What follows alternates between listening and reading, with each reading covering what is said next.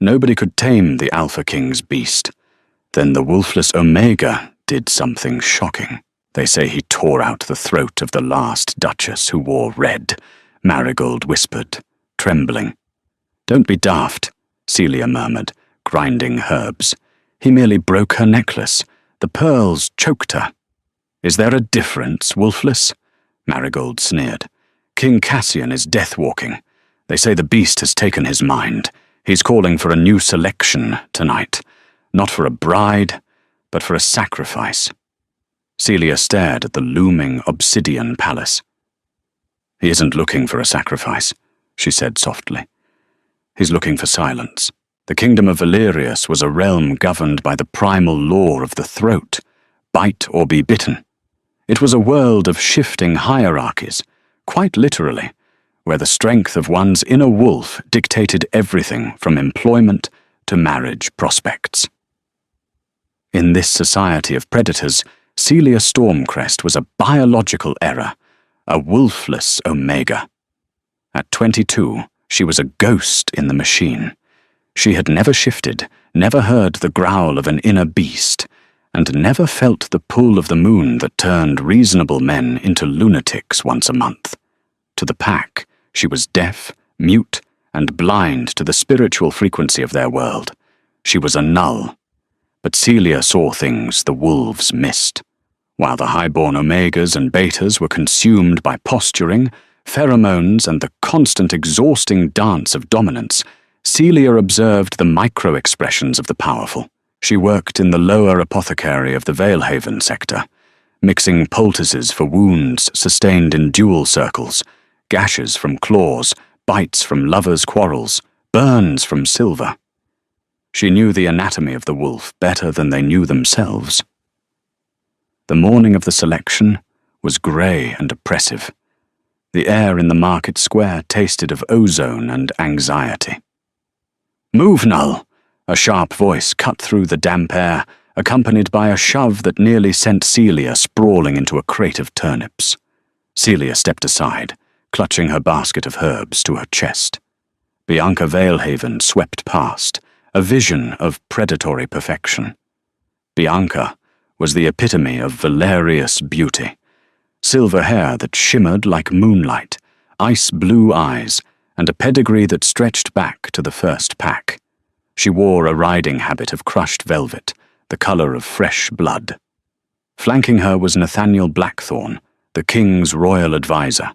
He was a man made of sharp angles and shadows, with a smile that never quite reached his eyes that were currently scanning the crowd like a hawk, searching for a field mouse. "Lady Bianca," Nathaniel purred, his voice like oiled silk, sliding over a blade.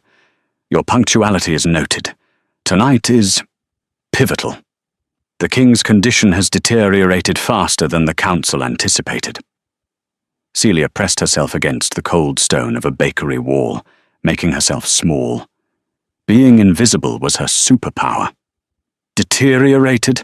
Bianca scoffed, flipping her hair. Her scent spiked the air, arrogant vanilla and cold steel. "He needs a mate, Nathaniel, a true mate. The council believes my bloodline carries the necessary dominance to soothe him. I don't intend to just soothe him, though. I intend to conquer him." Nathaniel raised a perfectly groomed eyebrow. "Conquer the beast? A dangerous ambition, my lady. An alpha king needs an alpha queen, not some weeping omega or a diplomat," Bianca declared, her voice carrying over the hushed market. "I'll bring that beast to heel. I'll make him wear a collar if I have to." Celia felt a chill that had nothing to do with the biting wind. Conquer him? You didn't conquer a storm. You weathered it. You didn't collar an earthquake. She watched them pass, noting something the others missed. Nathaniel's hand, resting on the pommel of his sword, was trembling. Just a fraction. A minute vibration. The king's advisor was terrified. "Celia!" The shout came from Edmund Brightmore, the old beta who owned the apothecary. He was limping toward her through the crowd, his face ashen, his usually kind eyes wide with panic. "Edmund?" Celia hurried to him, taking his arm. "Is it your hip? The dampness?" "Forget my hip, child," Edmund whispered, looking around as if the cobblestones had ears. "The Royal Guard. They were at the shop. They left a scroll." Celia's heart gave a single painful thud. "For the taxes. I have the coin saved. I just need to—" "No!" Edmund grabbed her shoulders, his grip surprisingly strong. "A decree. Every unmarried woman of age, regardless of rank, lineage, or wolf status, is summoned to the Obsidian Hall tonight. No exceptions. They are checking the census records." "That's impossible," Celia argued, her grip on the basket tightening until the wicker creaked. "I have no wolf. I cannot be mate to an alpha, let alone the king. I'm genetically incompatible. I have no scent to calm him, no instinct to submit. I'm a null." "It's not a mating ceremony, Celia," Edmund said, his voice dropping so low she had to lean in to hear him. "It's a culling. The rumors are true. The king's wolf is surfacing, and he can't push it back. The feral tide has taken him. He's tearing the palace apart. They say he needs someone to sit in the room with him while the madness takes him. To see who survives." Celia looked back toward the palace. The stories of Cassian Valhart were legendary, woven into nursery rhymes and whispered in taverns. He was the strongest alpha born in a millennium, a warrior who had united the fractured packs through sheer brutality and strategic genius. But the cost of such power was a volatile, encroaching madness. The spirit of the wolf was too strong for the human vessel. "I won't go," Celia said, though she knew it was a lie. To refuse a royal summons was treason, punishable by immediate execution, and not just for her, for anyone harboring her. "You must." Edmund pressed a small, dark blue vial into her hand. "Take this. Essence of nightshade. If he comes for you, if he attacks, drink it. It's a painless death. It stops the heart in seconds. Better that than what claws do." Celia looked at the vial, the dark liquid swirling sluggishly. She didn't want a painless death. She wanted a life. She wanted to see the ocean. She wanted to read the books in the royal library. She wanted to know what it felt like to be looked at with something other than pity or disgust. But in Valerius, for a girl with no claws, perhaps survival was the only ambition allowed. The Obsidian Hall was designed to intimidate. It was a cavernous space carved from black volcanic glass, the floor polished to a mirror sheen that reflected the terrified faces of the 50 women gathered there. The ceiling was lost in shadows, where grand chandeliers made of bone and crystal cast a sickly, flickering light. The air was thick enough to choke on. To Celia, it was a suffocating soup of conflicting perfumes: rose, sandalwood, musk, mixed with the sharp, acidic tang of fear sweat and the metallic taste of adrenaline. The wolves in the room were radiating anxiety, their inner beasts pacing and whining in the spiritual ether. Celia stood in the back, hidden in the shadows of a massive pillar. She wore her simple grey linen dress, the fabric rough against her skin, a stark contrast to the silks, velvets, and jewels of the nobility. She felt like a sparrow in a nest of vipers. Bianca Valehaven stood at the front, resplendent in crimson, holding court with a group of nervous debutantes. She was laughing, but the sound was brittle. "He's just a man," Bianca was saying, though her voice was an octave too high. "A powerful man. Men have needs. Once I offer my neck, he'll calm. It's biology." Suddenly, the heavy iron doors slammed shut, sealing them in. The sound echoed like a gunshot, reverberating off the glass walls. The room went dead silent. The temperature seemed to drop 10 degrees in an instant. From the far end of the hall, near the throne that sat atop a dais of jagged rock, a shadow detached itself from the gloom. It was Cassian. He was massive. Even from this distance, Celia could see the unnatural breadth of his shoulders, the tension in his muscles coiling like steel cables beneath his torn black tunic. He didn't walk. He stalked. His movements were jerky, disjointed, as if his bones were trying to rearrange themselves under his skin. His hair was a chaotic mane of black, falling over eyes that glowed with a terrifying, luminescent amber light. He wasn't human right now. He was something in between, a creature caught in the agonizing limbo of a shift that wouldn't complete. "Ladies!" Nathaniel Blackthorne stepped out from behind the throne, his voice amplified by a rune stone to echo magically through the hall. "His Majesty thanks you for your attendance. Tonight is a test of disposition." Cassian let out a sound, a low, vibrating rumble that shook the floorboards beneath Celia's feet. It wasn't a word. It was a warning. It was the sound of tectonic plates grinding together. Several women whimpered. One sobbed openly. "The king is agitated," Nathaniel continued, checking a gold pocket watch with trembling fingers. "The beast demands acknowledgement. One by one you will approach the dais. You will offer your scent. If the king accepts you, he will remain seated. If he rejects you, the guards will escort you out." Or drag you out, Celia thought, noting the line of heavily armored guards with silver-tipped spears standing by the exits. The procession began. It was a disaster. The first girl, a beta from the Riverlands, fainted before she reached the steps. The scent of her terror was so potent even Celia could smell it. Sour milk and ammonia.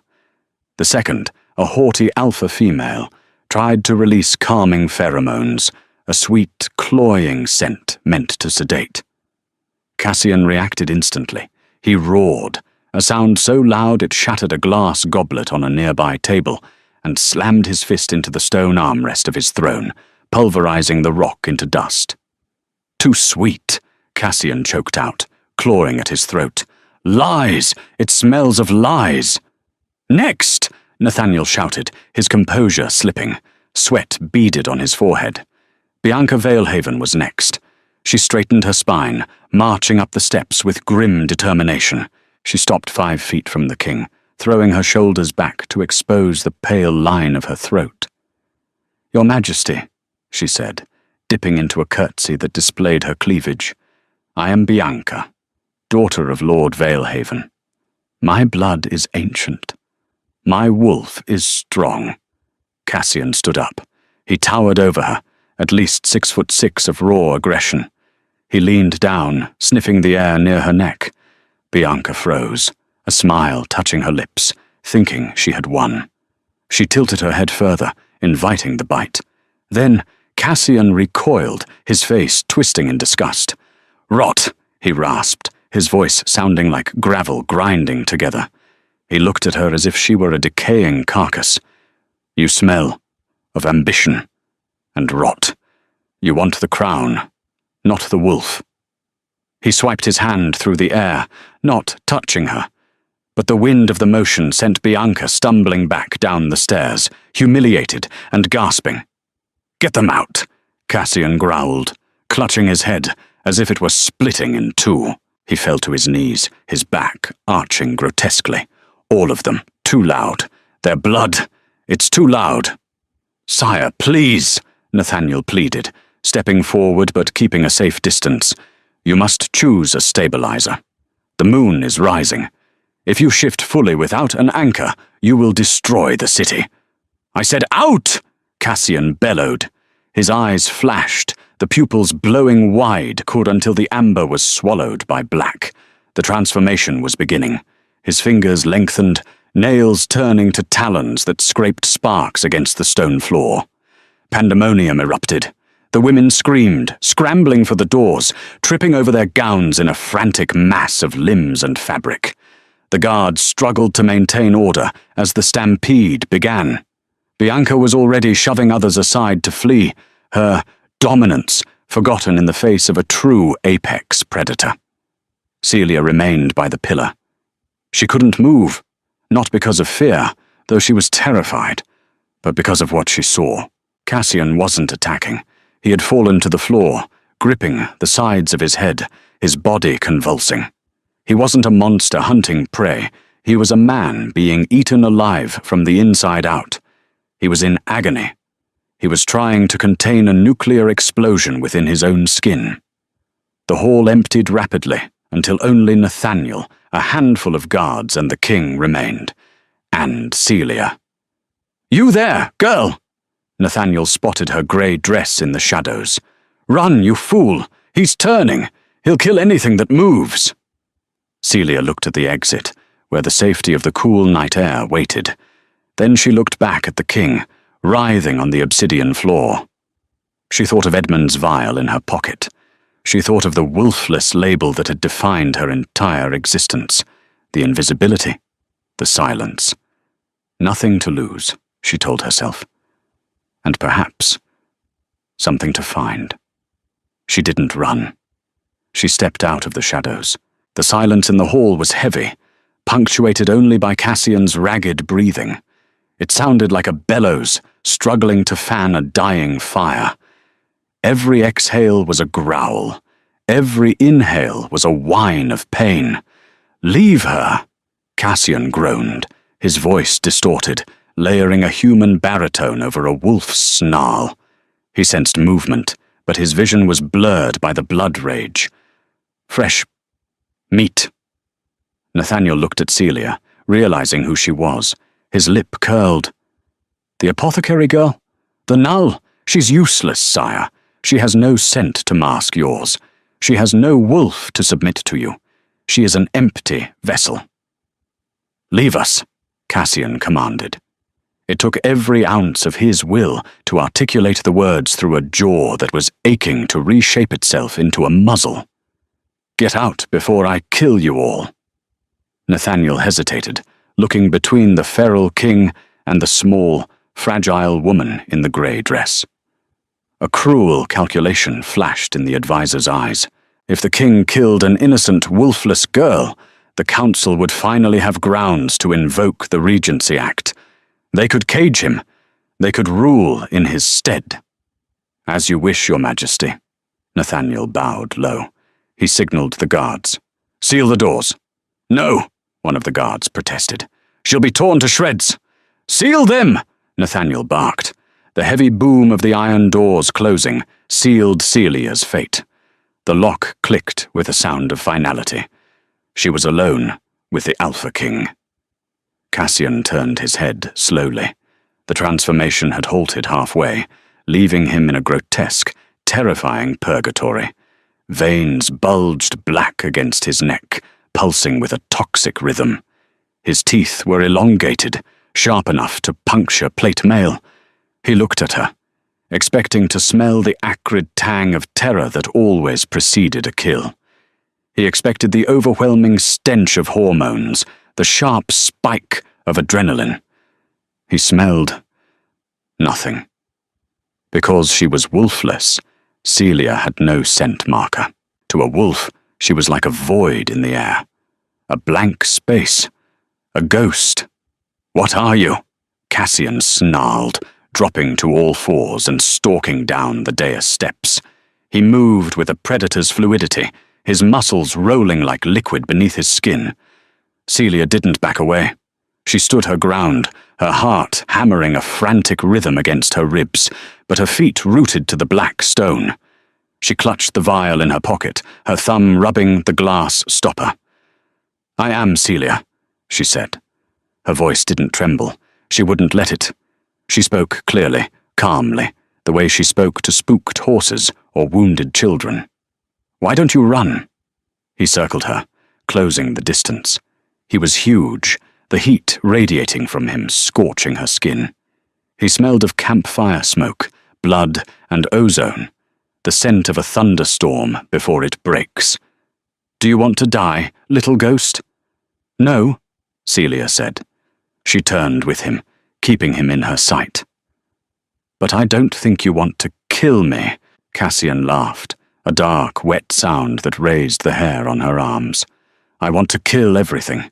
I want to tear this world apart. The noise, it never stops. Their thoughts, Their fear, it screams in my head, 1,000 voices, howling. He lunged. It was a test. He stopped inches from her face, his jaws snapping shut on the air with a bone-jarring clack. A normal person would have collapsed. A shifter would have bared their throat in submission, crying for mercy. Celia did the shocking thing, the impossible thing. She took a step forward. She closed the final inch between them. She reached out her hand, not to strike, and not to defend. She placed her small, cool palm directly onto his heaving, sweat-slicked chest, right over his heart. The contact was electric. A shockwave went through the room, rattling the bone chandeliers overhead. "Get your hand off me!" Cassian roared, but he didn't pull away. He froze, his amber eyes widening in confusion. The touch burned him, but not with heat. It was like ice on a fever. "Your heart is beating too fast," Celia said, her voice clinical, detached. She channeled every ounce of her focus into that point of contact. "You're having a panic attack, Cassian." She used his name. No one used his name. They called him Sire, Majesty, Beast, Monster. "I am the king," he bellowed, grabbing her wrist. His claws dug into her skin, drawing a bead of blood. The scent of it was singular, metallic, and purely human. "You are a man in pain," she corrected him, ignoring the sting in her wrist, refusing to flinch. She looked directly into his glowing eyes, searching for the man buried beneath the monster. "And you are drowning in them. The others. The pack. You feel them all, don't you?" She realized it then. His power was too great. He was an empathic receiver for the entire kingdom. He felt every shift of dominance, every spike of fear, every lust and hatred in his court. That was the madness. It wasn't insanity. It was sensory overload. "I am Wolfless," Celia whispered, stepping closer until her body brushed against his. "I am empty. I am the silence you've been looking for. Look at me." Cassian stared at her. The pain in his head, the constant cacophony of 1,000 howling wolves that had plagued him for years. It hit a wall. When he looked at her, when he focused on her touch, the noise vanished. She was a dead zone. A quiet room in a noisy house. A sanctuary. "Quiet," Cassian breathed, the word shuddering out of him. The claws in her wrist retracted slightly. The black veins on his neck began to fade. "Yes," Celia said, her other hand coming up to cup his cheek. His skin was burning, his stubble rough against her palm. It was a treasonous intimacy. It was suicide. "Focus on me. Just me. There is no wolf here. Just silence." For the first time in a decade, the red haze in Cassian's vision receded. The monstrous features softened, the fur retreating back into his skin, the bones popping back into place with sickening, wet thuds. He slumped forward, his legs giving out. He didn't fall to the floor. He fell into her. He buried his face in the crook of her neck, his forehead resting against her shoulder, his massive weight nearly crushing her. He took a deep, shuddering breath, inhaling the scent of dried lavender and soap from her dress. It wasn't a wolf's scent. It wasn't dominance or submission. It was just peace. "Don't let go," the Alpha King whispered, his voice broken and terrifyingly human, his arms wrapping around her waist to anchor himself. "For the love of the gods, Celia, don't let go." High in the gallery shadows, hidden behind a velvet curtain, Nathaniel Blackthorne watched the impossible scene unfold. The king was on his knees, embracing a peasant. The beast had been tamed not by force, but by a void. He didn't smile.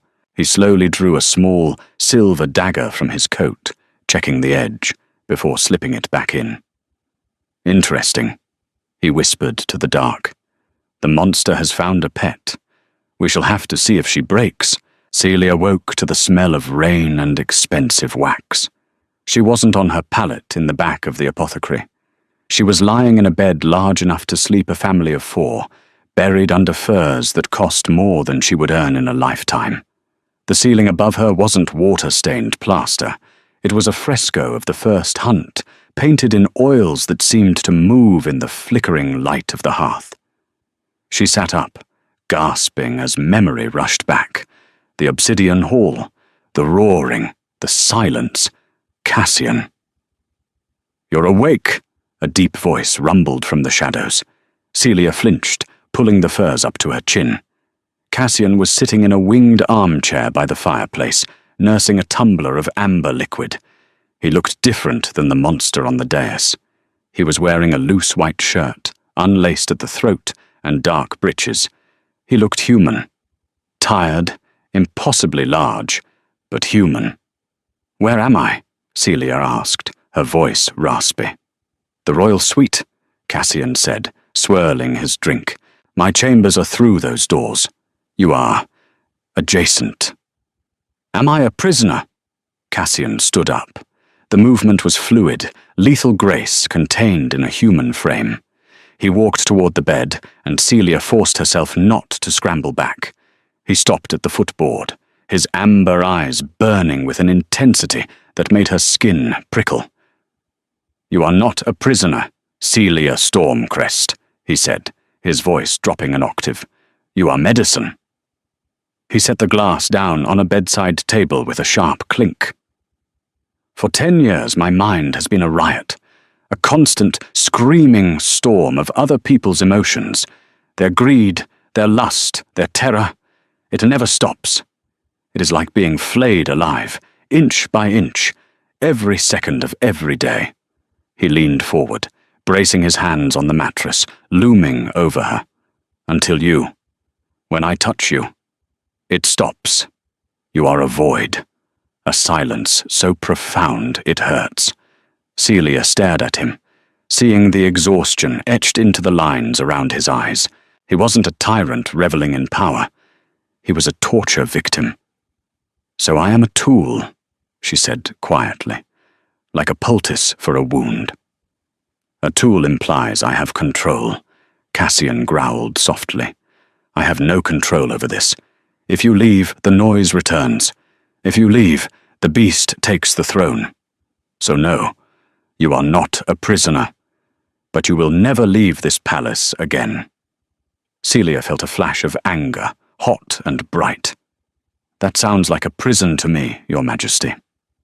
Cassian's eyes narrowed, a flicker of the wolf passing behind the amber iris. "Call it what you will. You have the run of the library, the gardens, the kitchens. Ask for anything, and it is yours. Silks, jewels, gold." "I want my freedom," Celia challenged him. "Anything but that." Cassian turned away, his jaw working. "Get dressed. The council is demanding to see the witch who tamed the king. Do not speak unless spoken to. And for the love of the gods, do not let go of my arm." The council chamber was a shark tank, disguised as a boardroom. 12 high-ranking alphas sat around a massive table of petrified wood, their scents a nauseating mix of aggression and skepticism.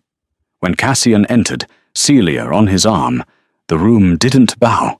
It stiffened. Celia wore a gown of midnight blue velvet that Cassian's servants had practically forced her into. It was cut modestly, but the color made her pale skin look luminous.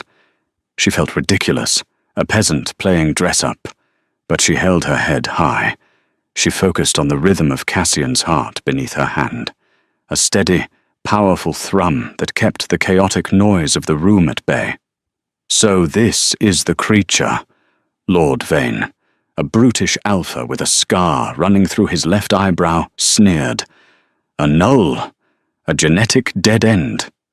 "Careful, Vane," Cassian warned, his voice low and dangerous. "She is under my protection." "Is she?" Nathaniel Blackthorne spoke up from the end of the table. He was smiling, that same oily, terrifying smile. "Or is she a crutch, sire? The kingdom cannot be ruled by a king who needs a pet to function." It projects weakness. Weakness? Cassian laughed, a sound devoid of humor. Shall I demonstrate my strength, Nathaniel? Shall I tear this table in half? We do not doubt your physical strength, Majesty. Nathaniel smoothed his cuffs. We doubt your stability. Rumors are spreading. They say she is a witch, that she has ensorcelled you. The people are uneasy. They want an alpha queen, not a wolfless nursemaid. Celia felt Cassian's muscles coil beneath her fingers. The noise was getting to him. The spikes of malice from the council were piercing his shields.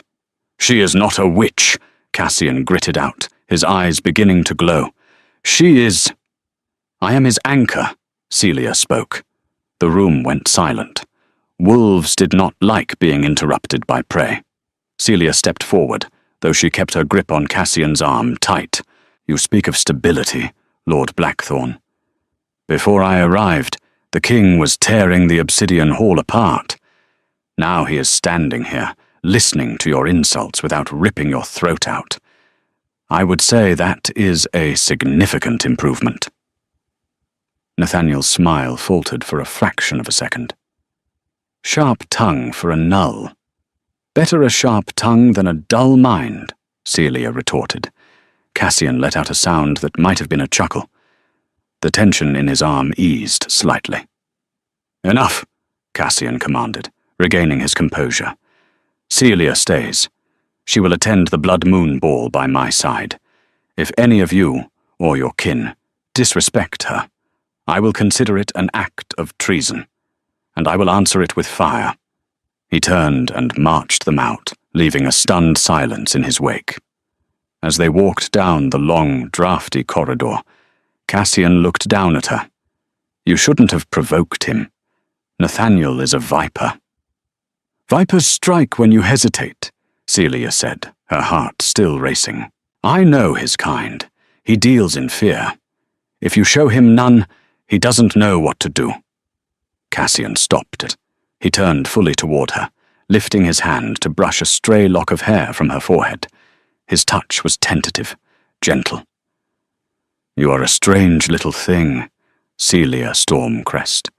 You have no claws, yet you scratch. I have to, she whispered, looking up into his storm-tossed eyes. It's the only way to survive in a world of wolves. The Blood Moon Ball was the highlight of the Valyria social season, a night of excess, politics, and thinly veiled violence. The ballroom was a sea of crimson and gold, filled with the elite of the kingdom. Celia stood on the balcony overlooking the dance floor, her hand resting discreetly on the small of Cassian's back. To an observer, it looked like intimacy. In reality, it was life support. Breathe, she murmured to him. Ignore the music. Focus on the wind in the trees outside. Cassian closed his eyes for a moment, inhaling her scent. You look beautiful tonight, Celia. She blushed. She was wearing silver, a dress that shimmered like starlight. I look like a lure on a fishing hook. Perhaps, Cassian admitted, but a very effective one. Bianca Valehaven approached them, flanked by two of her cousins. She looked lethal in a dress of sheer red silk that left little to the imagination. Your Majesty, she curtsied low, surely you won't deny a lady a dance. It is tradition for the king to open the floor with a high-born alpha. Cassian looked at Celia. The panic flared in his eyes. If he let go of her... Go, Celia said softly. I'll be right here. I'll watch you. Keep your eyes on me. It will be enough. She wasn't sure if it was true, but she couldn't let him look weak. Cassian hesitated, then nodded. He took Bianca's hand and led her to the floor. The music swelled, a waltz with a heavy, predatory beat. Celia gripped the marble railing, her knuckles white. She locked eyes with Cassian as he swirled Bianca around the floor. She projected calm, silence, peace, water. Bianca was whispering in his ear. Celia could see the poison dripping from her lips. She saw Cassian's jaw tighten. His rhythm faltered. Suddenly, a waiter passing Celia stumbled. A tray of champagne flutes crashed to the floor. The sound was sharp, shattering the delicate balance. At that exact moment, a high-pitched whine echoed through the hall, a sonic emitter hidden in the chandeliers. To human ears, it was annoying. To wolf ears, it was agony. Cassian roared. He dropped Bianca and clapped his hands over his ears. The ballroom erupted into chaos as other shifters fell to their knees, howling. "He's turning!" someone screamed. "The beast is loose!" Celia saw Nathaniel Blackthorne by the orchestra pit, wearing earplugs, watching with grim satisfaction. It was a trap. They were triggering the feral tide to force the regency. Cassian was losing it. His shirt ripped as his spine expanded. The amber light in his eyes was swallowed by the void. He swung a massive, clawed hand, smashing a pillar. The guards were drawing their weapons. They were going to kill him. "No!" Celia screamed. She didn't think. She vaulted over the balcony railing. It was a 10-foot drop. She landed badly, twisting her ankle, pain shooting up her leg. She ignored it. She limped toward the center of the chaos, toward the monster thrashing in the center of the room. "Cassian!" she yelled. The beast turned. It didn't recognize her. It saw movement. It saw prey. Cassian lunged, his jaws snapping. Celia didn't run. She did exactly what she had done in the obsidian hall. She stepped into the strike. She threw her arms around his neck as he bore down on her. The momentum knocked them both to the floor. The massive weight of the half-shifted king crushing the breath out of her. "Look at me," she commanded, grabbing his face with both hands, forcing his snout toward hers. "I am the silence. Look at me." The beast snarled, drool dripping onto her dress. But it paused. The contact was established. The circuit was closed. Celia poured every ounce of her will into him. "You are Cassian. You are a man. You are safe." The ballroom held its breath. Slowly, agonizingly, the amber returned to his eyes. The fur receded. The claws retracted. Cassian collapsed on top of her, heaving sobs of air. He was naked from the waist up, human again, and trembling violently. "Celia," he choked out, burying his face in her hair. I nearly killed you." "But you didn't," she whispered, stroking the back of his sweat-dampened head. She looked up and met Nathaniel Blackthorne's gaze across the room. The advisor looked furious. Celia smiled. It was a cold, wolfish smile. "Help the king up," she barked at the paralyzed guards, her voice ringing with a strange new authority. "And find the source of that noise. We have a traitor in our midst." For the first time, the guards didn't look to Nathaniel for orders. They looked to the wolfless girl beneath the king, and they obeyed. The morning after the Blood Moon Ball, the Obsidian Palace was a fortress of whispers. The stone corridors, usually echoing with the sharp click of boot heels and the rustle of silk, were unnervingly quiet. Servants moved like ghosts, eyes averted, terrified of the king who had nearly massacred his own court in a fit of feral madness. But beneath the fear, there was a new current, a bewildered, hushed awe directed at the wolfless girl who had walked into the jaws of a monster and commanded it to heal. Celia sat in the royal library, a massive atrium of spiraling iron staircases and books bound in dragon hide. Dust motes danced in the shafts of light filtering through the high dome, but the air tasted of stale ash. Her ankle was wrapped in a pungent poultice of comfrey, and arnica she had mixed herself, the throbbing pain a grounding reminder of the balcony jump. "You should be resting." Cassian's voice drifted down from the upper gallery, deep and resonating against the shelves. He descended the stairs, not with the predatory stalk of the beast, but with the weary grace of a man carrying the tectonic weight of a kingdom on his shoulders. He wore simple training leathers, stripped of royal finery, his dark hair damp as if he had been trying to scrub away the memory of the night before. "I can't rest," Celia said, not looking up from the tome on acoustic ether mechanics spread open before her. "The physics didn't make sense, Cassian. A waltz doesn't trigger a shift. Rage doesn't trigger a sonic collapse. I needed to know why." She pushed a small, charred object across the mahogany table. It was a brass cylinder, intricate and nasty, the gears fused together by heat. "I went back to the ballroom before dawn," she said softly. "The guards found this in the orchestra pit, taped under the first cellist's chair. It's a subharmonic emitter, illegal in 3 kingdoms. Cassian picked up the device, his large fingers turning it over with a look of darkened recognition. "It emits a frequency only a shifter can hear, like a needle directly into the brain. It was rigged to trigger when the high note of the waltz hit," Celia explained, her voice trembling slightly with the magnitude of the discovery. "It wasn't an accident. It wasn't your madness.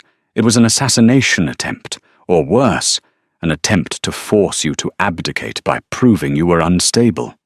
Cassian's hand closed over the cylinder. "Nathaniel." "He was wearing earplugs," Celia said, her eyes hard. "I saw him near the musicians. He wasn't afraid, Cassian. He was waiting. He was conducting it." Cassian crushed the brass cylinder in his hand, metal screeching as it flattened into a useless disc. "He has the council in his pocket. He has the treasury. If I move against him without absolute proof, witnesses, a paper trail, he will claim madness. He will say the beast is paranoid, lashing out at loyal subjects to cover its own crimes. He needs me to be the monster so he can play the savior." He walked around the table and knelt beside her chair. It was a humble, unguarded position for a king, placing his head lower than hers. He took her hand, his thumb tracing the blue veins of her wrist, the same wrist he had bruised the night they met. The contrast between his lethal power and this gentle touch made Celia's breath catch. "You saved me," he murmured, his amber eyes clear, stripped of the wolf's gold, leaving only the man's hazel. "Last night, everyone else saw a rabid dog to be put down. You saw a man worth saving." "I saw a king," Celia corrected him softly, her fingers brushing the hair from his forehead. "A king who is being poisoned by the very kingdom he swore to protect." Cassian leaned his cheek against her palm, closing his eyes. "It's not just the noise, Celia. It's the loneliness, the silence you bring. It's the first time I've felt peace since I was a boy. I don't want you here just as medicine anymore. I don't want you as a tool." The air between them charged with a different kind of electricity, not the violent static of the obsidian hall, but something warm, magnetic, and terrifyingly real. "Why do you want me here?" Celia whispered, her heart doing a traitorous double beat against her ribs. "Because when you are near, I don't just survive," Cassian said, lifting his head to look at her with an intensity that burned. "I live." He kissed her. It wasn't the devouring kiss of an alpha claiming a mate. It was slow, reverent, and deeply human. It tasted of whiskey, rain, and desperation. For a moment, the politics, the danger, and the curse faded. There was no king, no wolfless outcast, just a man and a woman in a room full of stories, finding their own plot twist. But the moment was shattered by the heavy, echoing thud of the library doors swinging open. "Touching," a voice sneered, dripping with mock sentiment. Nathaniel Blackthorne stood in the doorway, a silhouette of malice. He was flanked by 10 members of the Royal Guard, men whose loyalty he had bought with gold and promises of power. Behind them stood the High Council, their faces masks of grim judgment. "We have received a distressing report," Nathaniel announced, stepping into the room with the confidence of an executioner. "That the king has fallen under the thrall of a witch, a wolfless succubus who uses dark arts to suppress the royal wolf and enslave the king's mind." "Get out!" Cassian stood up, shielding Celia with his body. A low, dangerous growl vibrated in his chest, the sound of a storm breaking. "I'm afraid I can't do that, sire," Nathaniel smiled, signaling the guards. The steel of their halberds gleamed in the library light. "The council has invoked the purity protocol. You are unfit to rule. The girl is to be arrested for treason, sorcery, and conspiracy against the crown. And you are to be confined until the beast can be cured." "Cured?" Cassian laughed darkly, his hands curling into fists. "By you?" "By the block, if necessary." Nathaniel's eyes went cold. "Guards, seize the witch. If the king resists, bleed him." The dungeon of the Obsidian Palace was a place where light went to die.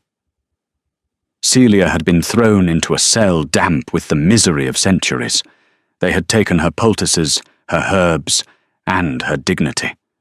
They had left her in the dark with nothing but the dripping of water and the scuttling of rats to keep her company. But they hadn't taken her mind. She sat in the darkness, forcing herself to breathe rhythmically. 1, 2, 3. Panic was a luxury she couldn't afford. She analyzed the situation. Nathaniel wouldn't kill her secretly. He needed a spectacle. He needed to prove she was a witch to validate his coup. 2 days passed. 2 days of isolation, hunger, and the maddening sound of distant, muffled roaring from the city above. Suddenly, the lock clicked. The heavy iron door groaned open, revealing a sliver of lantern light and a familiar, terrified face. "Edmund!" Celia scrambled up, wincing as her ankle protested. "How?" "Shh!" Edmund hissed, his white hair plastered to his forehead with sweat. "Nathaniel is distracted. He's staging a trial of the beast in the main courtyard. He's going to execute Cassian publicly at sunset. He claims the king is too dangerous to live, that the witch has corrupted his blood. He's going to murder him," Celia realized, horror cold in her veins. "Edmund, I have to get out. Now." "That's why I'm here." Edmund handed her a rough burlap satchel. "I bribed the guard with the deed to my shop. Every coin I've ever made. In there. It's not much. Some magnesium flash powder, smelling salts, and the nightshade." Celia gripped the bag, feeling the weight of the old man's sacrifice. "I'm not using the nightshade on myself. Not today." "Then use it on them," Edmund urged, pushing her toward the corridor. "Go. The courtyard. Hurry. The sun is setting." Celia didn't waste time. She ran. She ran on her bad ankle, ignoring the agony that shot up her leg with every step. She navigated the labyrinthine service tunnels of the palace, recalling the maps she had studied in the library.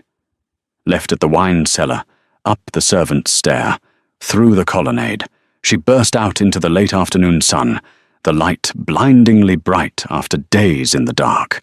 The courtyard was packed. It felt like the whole of Valerius was there, a sea of silent, terrified faces, watching in morbid fascination. In the center, raised on a wooden platform, was a steel cage reinforced with silver bars. Inside the cage was Cassian. He was in bad shape. They had drugged him, likely with a heavy dose of wolfsbane, preventing him from shifting but keeping him in a state of constant, burning pain. He was chained to the floor, shirtless, his body covered in bruises and lacerations. He looked broken. Nathaniel stood outside the cage, dressed in pristine black and silver, addressing the crowd like a ringmaster. "Citizens of Valerius," he bellowed, his voice amplified by magic. "Behold your king, a mad beast who nearly slaughtered the flower of our nobility. A creature so weak he allowed a wolfless harlot to leash him with sorcery," the crowd murmured. They were scared, and scared people were easy to manipulate. "I offer you a choice." Nathaniel drew his sword, the blade catching the dying light of the sun. "Safety, or this monster. I say we end the Valleyheart line today. I say we return to the rule of the council, to order, to purity."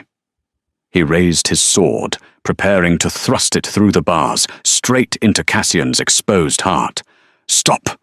The scream tore through the air, raw and desperate. Celia emerged from the servants' colonnade, hair wild, dress torn, eyes blazing with a fury that rivaled any Alpha's. Nathaniel froze, then turned, a cruel smile spreading across his face. "Ah, the witch escaped. Excellent. 2 birds, 1 stone." "He is not a monster." Celia marched into the center of the arena, limping but unbowed.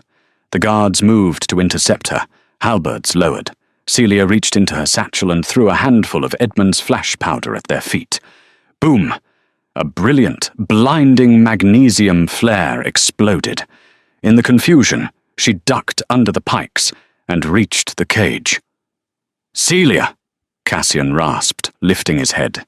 His eyes were bleary, the amber dull and clouded by poison. "Run, please!" "No," she said, gripping the silver bars. The metal burned her hands, but she held on, channeling her resolve. "Nathaniel, you call him a beast. You're the one who poisoned him. You're the one who used a sonic emitter to drive him mad. You are the traitor." "Lies of a desperate woman," Nathaniel sneered, wiping the spots from his vision. He signaled the guards to stand back. "Open the cage. Let's see if his anchor can save him when I cut her throat in front of him." The guards hesitated, then unlocked the cage door. Nathaniel stepped in, sword raised, the predator cornering the mouse. Cassian strained against his chains, roaring, a sound of pure anguish, but the wolfsbane made his muscles feel like water. He couldn't break the iron. Nathaniel lunged at Celia. She didn't have a weapon. She had a vial of nightshade, and a brain that saw the details others missed. She saw Nathaniel's weight shift. She saw the arrogance in his stance. She dodged his first swing, the blade slicing a lock of her hair. She wasn't a warrior, but she was small and fast. Nathaniel was playing with her. He overextended, expecting her to cower. As he swung back for a killing blow, Celia uncorked the vial. She didn't throw it. She waited until he was inches away, when Nathaniel grabbed her by the throat, lifting her off the ground to squeeze the life out of her. She smashed the vial directly into his face. The glass shattered. The concentrated liquid splashed into his eyes, nose, and open mouth. Nathaniel screamed, a high, bubbling shriek. He dropped her, clawing at his face as the potent neurotoxin went to work instantly on his mucous membranes. It wasn't enough to kill a strong alpha instantly, but it was enough to blind, disorient, and send his nervous system into shock. "Cassian!" Celia coughed, gasping for air on the floor of the cage. "Now!" Seeing Celia hurt, seeing the red marks of Nathaniel's fingers on her neck, something snapped inside the king. But it wasn't the feral tide. It wasn't the madness. It was cold, hard, protective rage. The adrenaline burned through the wolfsbane fog. With a shout that sounded like iron rending, Cassian stood up. He pulled against the chains. His muscles bulged, veins popping against his skin, his human form pushed to its absolute limit. Snap! The wrist shackles gave way, the metal shearing under the force of his will. Cassian didn't shift. He didn't need the wolf. He walked over to Nathaniel, who was writhing on the ground, and picked him up by the throat with one human hand. "You wanted the beast," Cassian whispered, his voice deadly calm, terrifyingly controlled. "But you forgot the man. He didn't kill him. He threw Nathaniel across the cage. The advisor hit the bars with a sickening crunch and slumped to the floor, unconscious and broken. Cassian turned to the crowd, to the council, to the guards. He stood tall, broken chains dangling from his wrists, chest heaving, blood dripping from his wrists. "My beast is a part of me," he roared, his voice carrying to the back of the plaza without magic. "But it does not rule me, and neither will you." He walked out of the open cage door and knelt beside Celia, checking her neck with trembling fingers. "Are you all right?" Celia nodded, breathless, tears tracking through the dirt on her face. She placed her hand on his heart. It was fast, but it was steady. "It's quiet," she whispered. "Yes," Cassian smiled, a fierce, victorious thing. "It is. The trial of Nathaniel Blackthorne was short. The evidence found in his quarters, the poisons, the emitters, the correspondence with rival kingdoms promising Valerius in exchange for support, was damning. He was stripped of his rank, his lands, and exiled to the northern wastes, a fate worse than death for a high-born alpha, accustomed to luxury. But the real trial, the one that mattered, was the coronation. A week later, the obsidian hall was transformed. The dark glass was draped in white silk and winter flowers. The air, usually thick with tension, smelled of rain, ozone, and renewal. Cassian stood at the altar, looking not like a warrior god, but a king at peace. He wore ceremonial robes of gold and black, but his eyes were fixed on the great doors. When they opened, the court gasped. Celia did not wear the traditional crimson of a royal bride.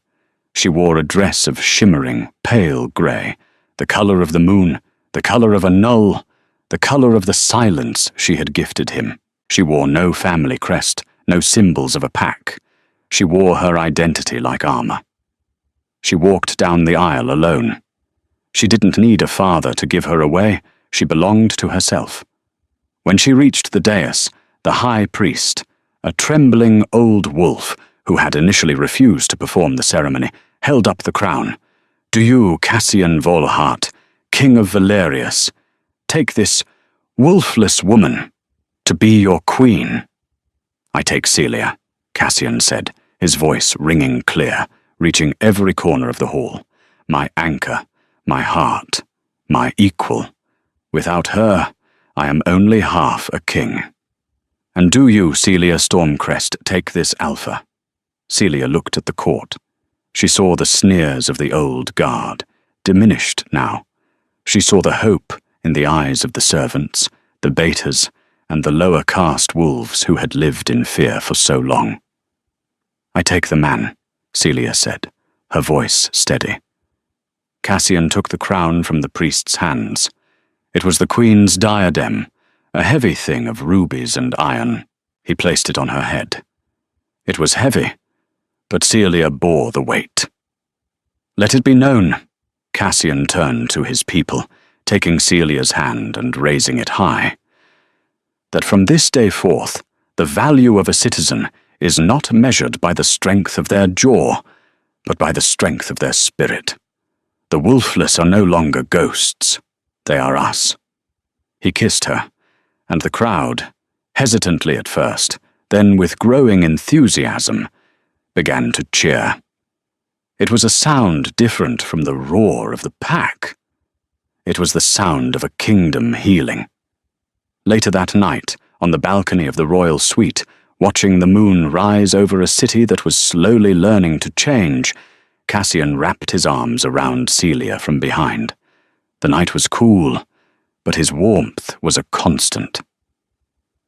"You tamed the beast," he whispered into her hair, resting his chin on her shoulder. Celia leaned back against him, feeling the steady thrum of his heart against her spine. She looked up at the moon, the source of so much madness and magic, now just a beautiful light in the sky. "I didn't tame him, Cassian," she smiled, closing her eyes and breathing in the silence. "I just taught him that he didn't have to shout to be heard. In the end, the kingdom of Valerius learned that power is not always a roar. Sometimes it is the quiet courage to stand when everyone else is running." Celia Stormcrest, the wolfless Omega, didn't just save a king. She saved a kingdom from its own savage nature. She proved that love is the only force capable of bridging the gap between predator and prey, and that the strongest heart isn't always the one that beats the wildest. The legend of the Alpha King and his silent queen is whispered now not as a warning, but as a promise, that even in the darkest night, when the beast is at the door, Peace can be found in the touch of a hand that refuses to let go. If you enjoyed this story of defiance, destiny, and a love that broke all the rules, please like, share, and subscribe for more tales from the Kingdom of Valerius.